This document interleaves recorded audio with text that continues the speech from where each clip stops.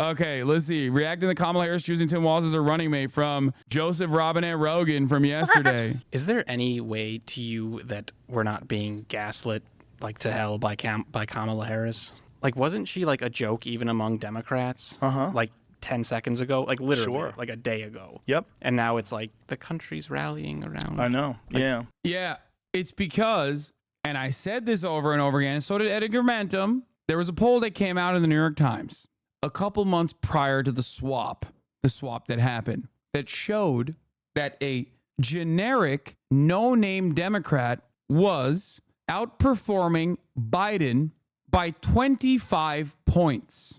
I saw that and I said, wow, it sure seems to me like Americans don't hate Democratic policies. They just hate whoever the Democrats have put forward. I also pointed to the down ballot races in contested Senate seats where the same Democrats that were now not faceless Democrats, but actual candidates like Amy Klobuchar and things like that were actually outperforming Biden up until the moment of the swap by 10 points. This to me showed that Americans were not angry at the Democratic Party. They were not angry at the Democratic policies. They were angry at who was at the top of the ticket. Something important to consider. Why did I describe all of this? Because Kamala Harris is a generic Democrat. She is basically a fucking blank sheet of paper. That's why there is so much momentum. The fact that she is younger than Joe Biden, the fact that she is more dynamic, more vibrant than Joe Biden, the fact that she's a woman when this is going to be a race about women's reproductive rights. That's the reason why there's so much momentum. She is a generic Democrat through and through. How was she a blank sheet of paper when she was the VP? Because VPs, if picked to not outshine the P, like Kamala Harris was, are blank sheets of paper. She does this bizarre like rant about how we shouldn't be wishing Merry Christmas to anyone. Is this when she was a senator? I don't know. It's recent.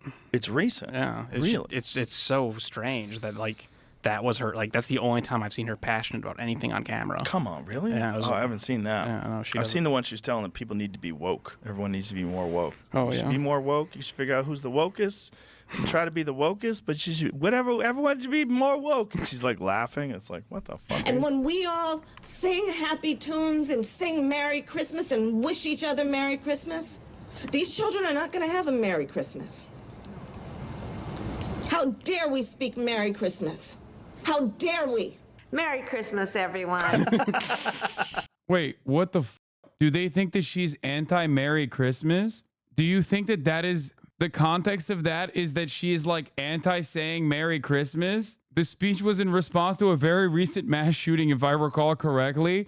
Yeah, man, keep running the fucking war on Christmas narratives. Yeah, that's what the Democrats are running on, war on Christmas. So they found a clip ripped out of context and played it and took it as a fact. It's just like, contextually speaking, that is literally the fucking dumbest context. You have to be so unimaginably primed that you have lost like parts of your brain that normally operate where you go, this doesn't pass the smell test. I know this from how my haters clip me out of context all the time.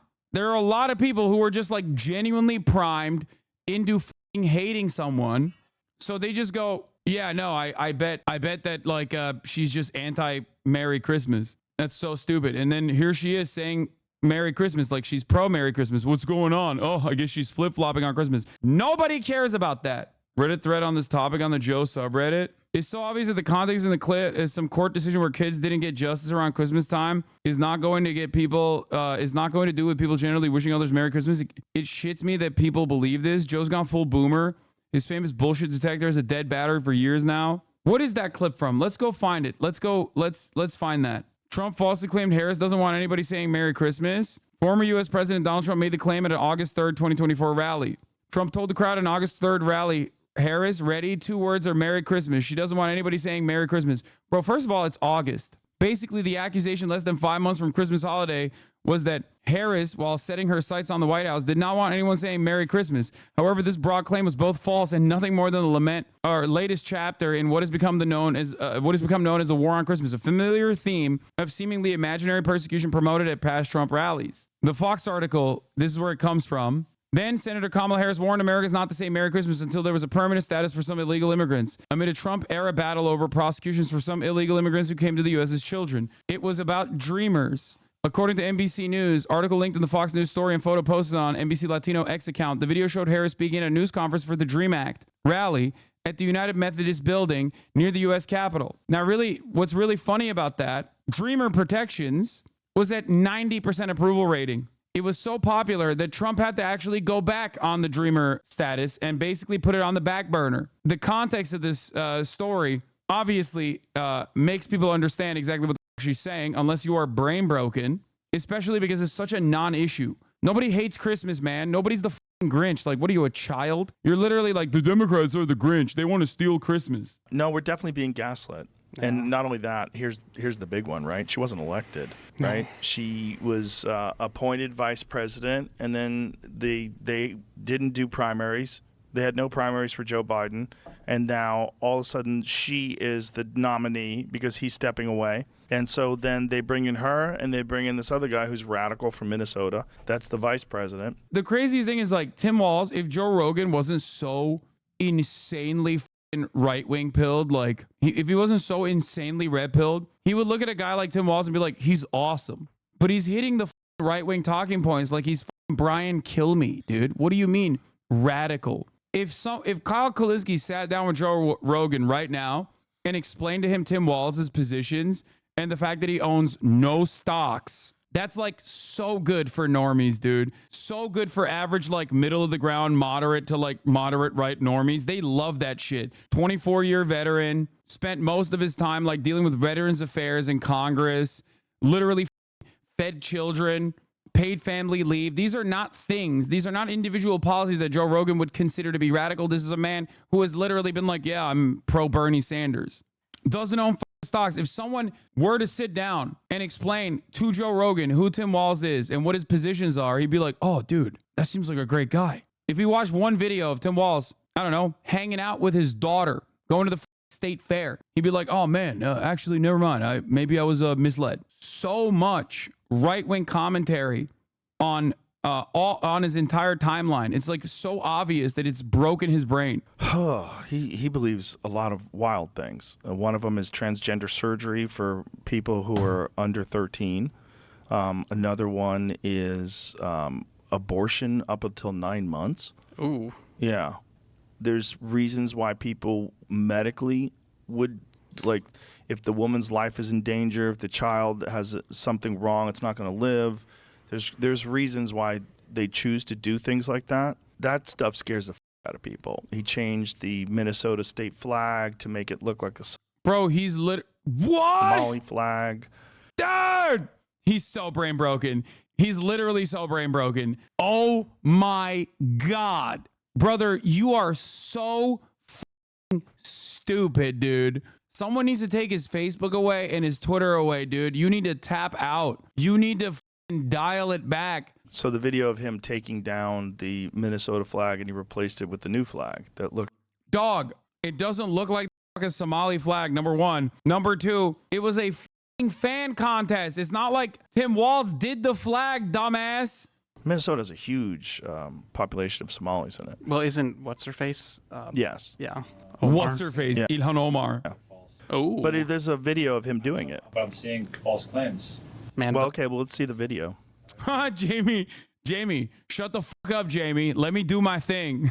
Hey, Jamie, I'm in the pocket. I'm going ultra instinct, okay? I'm doing right-wing memes. Shut the fuck up, Jamie. Talking about some shit in the background. Jamie, shut your bitch ass up. Minnesota state flag, correct?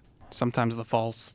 Yeah, that's the problem with like fact checkers. Some of these fact checkers are completely full of shit. Like you're just trying to debunk something, especially now when there's no. Yeah, you're right. Fact checkers are full of shit because they said that it was a fan contest, which it was, that the people voted on, which was the truth. That all of that stuff is actually fake. What's real is he's secretly a Somali man. Yeah, no, Tim Walz, dude from like Nebraska or whatever, farmhand growing up, football coach, teacher, 24-year veteran. He's actually a secret Somali. Oh my God.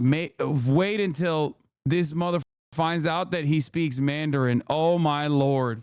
What's the false stuff, Jamie? It's not the flag itself, correct? I typed in, I was just trying to even get to it. A whole bunch of stories are popping up. I'll just show you this. Like, no, he didn't give him a Somali flag. No, he didn't change it to resemble Somali. False Somali But state what does flag. it look? Okay, but what does it look like now? That's what I was trying to get to. Okay, on the left is Somali flag. At least Joe Rogan gives us cognitive dissonance in real time once again, dude. He has so many of these moments. There's going to be like an 8-hour long compilation of Joe Rogan facing normal facts and just being like, well, I didn't know. Why does it lie? On the right is the Minnesota state flag. Okay, same color as Somali flag, a white star, a different white star in it. It's not the same color and it's not the same flag. It is so insane, dude. The account that you are taking into consideration is Andrew Torba, the Nazi who owns the Nazi platform Gab. You are not trusting your intuition. You're not trusting your own maybe personal critical thinking skills or whatever remains in that ape head of yours. And you are instead trusting Andrew Torba, the Nazi who owns Gab, the Nazi website for Nazi pedophiles. Oh my God. Turn the volume up, please, so you hear him say that. All right, ready. Whoa, wait a minute. So he gets the flag, picks it up, moves it out of the way, and replaces it. We, as a society, we're not equipped to deal with the internet. We as a society are not equipped to deal with the democratization of information dissemination. Everyone has now become the email. So Zoomers don't know this. And Generation Alpha, if you're in here, you don't know this thing that when we were growing up, our parents used to believe. It was called email chains, chain letters, email chains. Back then, they would do like these crazy, like email this to 10 people or else like you're going to be cursed or whatever. If you don't send this to like 10 other people, if you don't send this email to like 10 other people, you'll be cursed for life. And our parents and our grandparents believed that shit, right? They did. They were scared. But luckily, there was not a broad network that actually connected all of those people who believe in that kind of stuff so that they could all get together and collectively go, no, it is real. The email chain stuff that I saw is real. Now, with the internet, you're on Facebook and they believe that shit. There, that's better. Is it? Why is that better? I don't know. Why do you care what the flag looks like, first of all? And why do you get to change the flag? How crazy is that the governor gets to change the flag? Like, who else is involved in that decision to change the flag? Is that what happened? I don't know. There's Right. No, we voting have a on it, bunch of people that's a high population of Somalis in your state. I would imagine they would want to try to get that flag a little closer to home. Yeah. Hey guys, we did it. 64,354 Somali people got together that make up a whopping 1.25% of the entire Minnesota state population. They got together like the pirates that they are and took over this democratic process. Minnesotan here who participated in the flag redesign. The final design melded two top contenders, then was given to a design team to clean up and modify. The star chosen was picked to represent both Minnesota as the North Star state. The blue on the left is an abstract shape of Minnesota, and the light blue contrast represents the sky. These guys are so fear obsessed. This was an extremely democratic process. Damn, we got a primary source in the chat. Joe Rogan, if you have been watching him over the course of many, many years like I have, is a in real time example of what happens to your brain when you watch and read too much right-wing garbage. This is literally a perfect demonstration. Like, he has gotten progressively dumber over the course, especially accelerated post-pandemic, especially accelerated when he moved to Austin, Texas. He is a perfect example of what happens when you do too much right-wing commentary, when you read too much right-wing shit.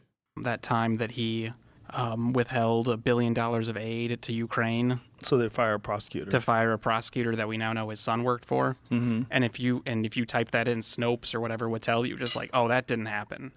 Biden, there was no quid pro quo, and Biden didn't want the prosecutor fired. That is because he didn't know that his son worked. Dog, you're just objectively wrong.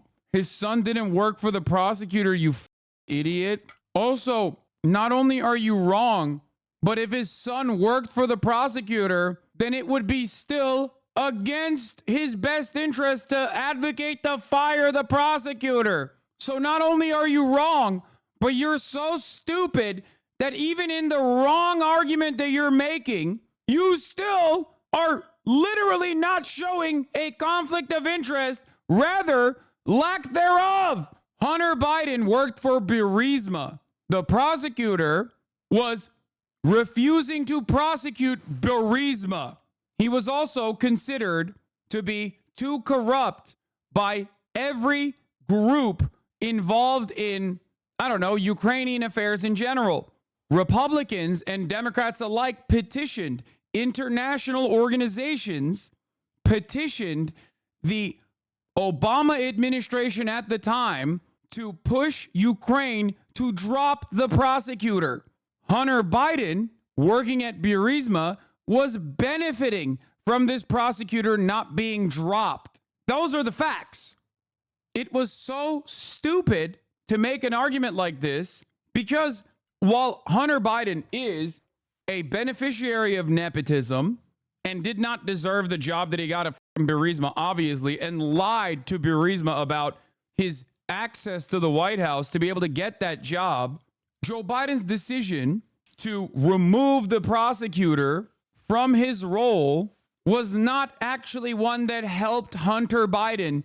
As a matter of fact, it harmed Burisma and it harmed Hunter Biden. But the hilarity of the situation is that this dumbass doesn't know the actual, he doesn't even know what the actual false information is. He said, Hunter Biden worked for the prosecutor that Joe Biden ended up firing. That doesn't make sense, dumbass. Then that means Joe Biden worked against Hunter Biden even in the false narrative that you're trying to present. The argument that he just presented is that Hunter Biden had quid pro quo with Joe in the Burisma situation where he actually worked for the prosecutor that Joe Biden was advocating to fire, that Republicans in Congress were writing open letters to demand Joe Biden fire. I can't deal with right-wingers, man. They are so stupid. Yeah, fact checkers are dangerous, and it's really, I mean, what you're seeing is kind of treason.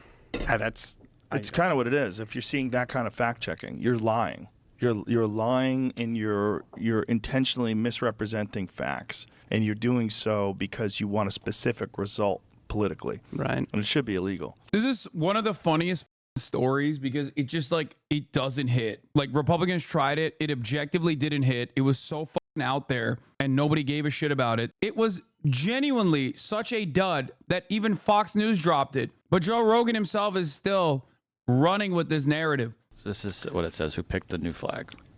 State Emblems Redesign Commission tasked with choosing the new flag and seal made its No, they're lying too. They're all Somali.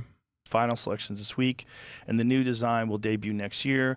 It follows 4 months of meetings, many spirited debates, and 2,500 submissions from the public sharing their ideas for the new symbols. This is why they changed it. He said it was problematic. Problematic. Oh, I love that term. Our current flag is problematic. I think we all know that. We've evolved into a more diverse state, and I think it's more reflective of that. Okay, what was the original flag? There's concern with the scene depicted on the old flag, which many found offensive. First adopted in 1957, the flag showed a white settler tilling land as an indigenous man rides horseback. Indigenous members of the State Emblem Redesign Commission said it was harmful to their communities and promoted the erasure of their people from the land. What? Well, can I see what it looks like? Show me the original. It's crazy because the person quoted in that article is Lieutenant Governor Peggy Flanagan, a name that you're probably unfamiliar with now, but you will most likely be very familiar with down the line. She is slated to be governor of Minnesota. She also happens to be of Native descent. There's probably some reason for her to refuse the old flag. Lieutenant Governor Peggy Flanagan, who was a member of the White Earth Band of Ojibwe, am I saying that right? I don't know. Refused to use the old flag. So there's a Native American on horseback. I see it though. And then there's a farmer tilling the land, a Native American on horseback. Is that problematic because Native Americans didn't really ride horses and people didn't really till the land? Like, I don't understand what. I like that he could have just read the article, which features the indigenous lieutenant governor of the state. And I suspect probably mentions why it is considered, annoying and problematic and shitty. Might have something to do with genocide. I'm going to go out on a limb and assume that it has something to do with genocide because that is what happened. I didn't read the article, right? But like immediately, my first inclination is it might have something to do with genocide. Joe Rogan knows that the genocide of the indigenous population happened. Instead of doing that, he was like, what's problematic about it? That Indians are riding horses? Like, what do you mean? You can ask that question and then follow that up by getting an answer. Why did you just ask that question in a rhetorical manner only to just like make a joke about it and move on? Google that old image. It has an indigenous person on horse holding a spear. The white farmer is tilling a field with a plow. It raises this. Yeah, the Minnesota, the land of savage natives, and also white people that were taming the land because they are advanced and peaceful. Tame the land and the natives. The real problem is when you hear discussions of things that are like openly Marxist philosophies, when you hear talk about equal outcomes and not just equal opportunity, but that we all need to arrive at the same place, equal outcome talk. There's only one way they can do that, and it's by what is it called? Vexillology, an inherently Marxist fascination. Dude, I hate this full-blown Marxism, which is flag design. And so for equal distribution, that has to be enforced by law. So that has to be enforced by the government, and the government generally does not have equal. They have much more than you. And that's Fidel Castro in Cuba. That's what? North Korea. That's virtually every communist country that's ever existed. You have a military dictatorship. No, brother, no. No, you can't do that. You can maybe say that about North Korea, but don't ever come for Fidel like that. Don't ever come for Fidel Castro like that. You son of a bitch. You ape. You don't know anything. Fidel Castro implemented land reforms on his own family. Suck my dick, dude. Shut the fuck up. What do you mean? Oh, just he owned all the land. The government did everything. It's like, as opposed to having slavery, which was cool. I think if we funded more things the same way we fund the fire department, the police force, these are kind of socialist things, right? Everybody gets access to the fire department. Right. It's a part of being in the community. We all pay for it. Education is that way, but it should be much more funded, right? It should be much more prestigious, much more better trained teachers. Watch out, bro. You kind of sound Somali right now. You know what I mean? You're sounding real Somali with this attitude. Like, and what are you, Tim Walz, talking about funding education and shit? Hey, yo, chill, Joe. That's radical DEI, socialist, Marxist, Somali politics right now that you're broaching on.